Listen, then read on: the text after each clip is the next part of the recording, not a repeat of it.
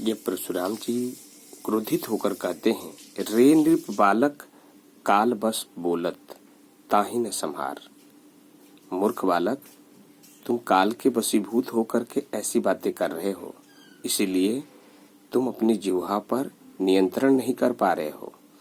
धनु ही सम त्रिपुरारि धनु, शिव के धनुष के समान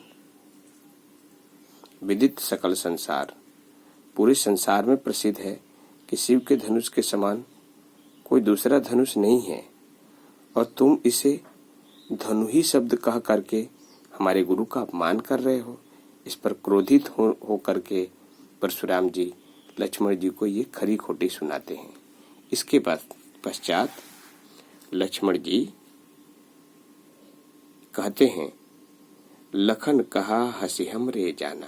मुस्कुराते हुए लक्ष्मण जी कहते हैं, सुनहु देव सब धनुष समाना।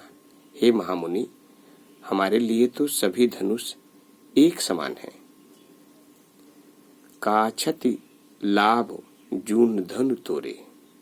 का क्षति, क्षति मने क्षति, नुकसान, लाभ मने लाभ, जून मने पुराना, धनु मने धनुष, तोरे मने तोड़ने से। कहते हैं कि इस पुराने से धनुष को तोड़ने से किसी को क्या लाभ क्या हानि हो सकती है। और इतना कह करके वे राम की तरफ देखते हैं। देखा राम नयन के भोरे, ताकि भैया कुछ कह तो नहीं रहे हैं, नाराज तो नहीं हो रहे हैं। छुअत टूट रघुपति न दोषु। इसके बाद लक्ष्मण जी कहते हैं कि हे महामुनि, इसमें राम का कोई दोष नहीं है। यह धनुष तो राम के छूते ही टूट गया। मुनिबुन काज करिय कतरोसु। हे महामुनि, आप बिना कारण के अकारण ही हम पर क्रोध क्यों कर रहे हैं। रोष मने क्रोध। बोले चिते परशु की ओरा। इसके बाद परशुराम जी अपने फरसे को सीधा करके उसकी ओर देखते हुए बोलते हैं, रेसठ सुने स्वभाव न मोरा। मूर्ख बालक, लगता है तुम मेरे स्वभाव से परिचित नहीं हो। बालक बोली बधो नहीं तो ही। अब तक मैं बच्चा समझ करके तुम्हारा वध नहीं किया हूँ। केवल मुनि जड़ जाना ही मोही। तुम मुझे केवल मुनि समझने की भूल कर रहे हो। बाल ब्रह्मचारी अति क्रोही। मैं बाल ब्रह्मचारी हूँ और अत्यंत क्रोधी स्वभाव का हूँ। विश्व विदित क्षत्रिय कुलद्रोही। कहते हैं ये संसार प्रसिद्ध है कि मैं क्षत्रियों के कुल का नाश करने वाला हूँ। भुजबल भूमि भूप बिनु किन्ही।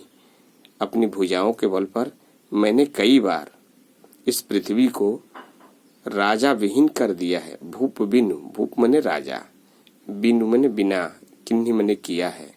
विपुल बार महिदेवन दिन्ही। विपुल मने अनेक, बार महिदेवन मने ब्राह्मणों को, दिन्ही मने दान दिया है।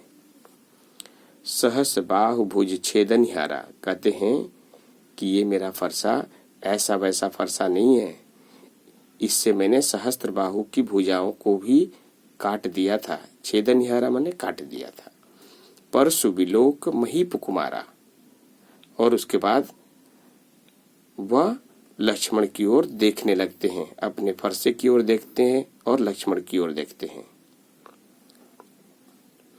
और क्रोधित होकर कहते हैं, मातु पिता ही जन सोच बस करस महिष किशोर। कहते हे बालक, तुम अपने उदंडता के कारण अपने माता पिता को चिंता में मत डालो।